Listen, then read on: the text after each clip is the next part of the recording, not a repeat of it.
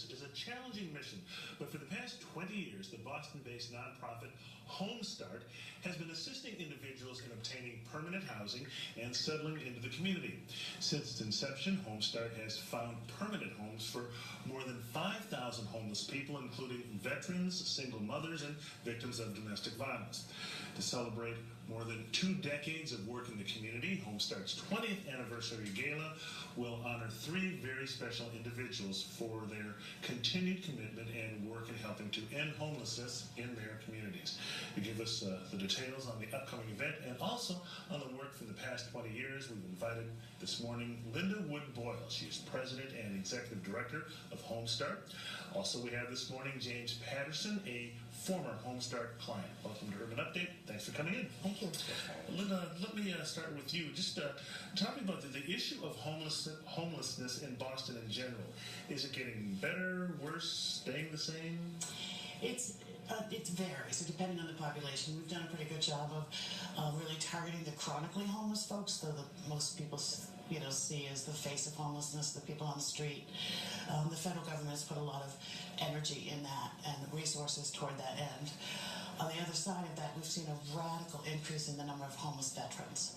So, the good news is we're working hard on the sort of chronic street population, but GBLT youth and veterans are the 2 largest growing populations of homeless folks. LGBT, we'll come back to that. I'm going to ask James. We're going to come back to that. James, take me through your journey of homelessness. You, at one time, were homeless. I was until, it was rapid and it was unexpected. I was a working professional for over close to 20 years in various marketing and advertising fields, and then a lifelong addiction to drugs sort of overtook everything else, and I ended up losing everything. I was squatting in an abandoned warehouse, scourging dumpsters for food, and this is after having graduated with honors from one of the Boston area colleges, and if it happened to me, it could happen to anyone. But needless to say, shortly after I found my way to a shelter, I was referred to HomeStart, and through the help of HomeStart over a period of about 6 to 8 months, they walked me through the changes that I needed to make to put my life back together, what it takes to search for housing when you're coming out of a shelter environment. They gave me little homework assignments so that I was able to put together the applications and whatnot, and then finally work myself into a voucher and into an apartment. Wow. Linda Wood-Boyle, talk to me about HomeStart. What do you do at HomeStart? How do you help people? You've helped more than 5,000, I believe, more than 6,000 That's right. in the last 20 years. We are what I often call realtors for the homeless. We're not unlike a realtor in that a client comes to us and we talk to them they refer to us from 50 shelters in greater Boston area, so all the shelters refer their clients to us, Rosie's Place, Pine Street, and then we work with them to sort of, where do you want to live? What can you afford, and what are the barriers to you getting there? Not unlike a real estate professional. And then we work with them to figure out how to make that match. Equally important, what we do is once they're placed in housing is we help them stay there. So for folks who do maybe not have the skills, haven't had good tenancy in the past, we have a stabilization team that helps folks, get connected to the community, work on a budget, that kind of stuff. And we have a 96% retention rate after 2 years for our clients. Wow. HomeStart basically is commitment is housing ends homelessness. So we are very housing focused, not only in terms of the housing search, as James explained, but we also have a homelessness prevention program, which is for folks who are precariously housed and may have just gotten behind a little bit on their rent. The average cost of us helping a family stay in their house is about $650. The cost of putting a family in a shelter or motel for a year to the state of Massachusetts is $30,000. James, I guess how important has HomeStart been in your life? I don't know if I would have survived without HomeStart. Very, very simply, the way that the direction my life was going, I doubt that I would have survived the rest of the winter. Within 6 months, I was turned around.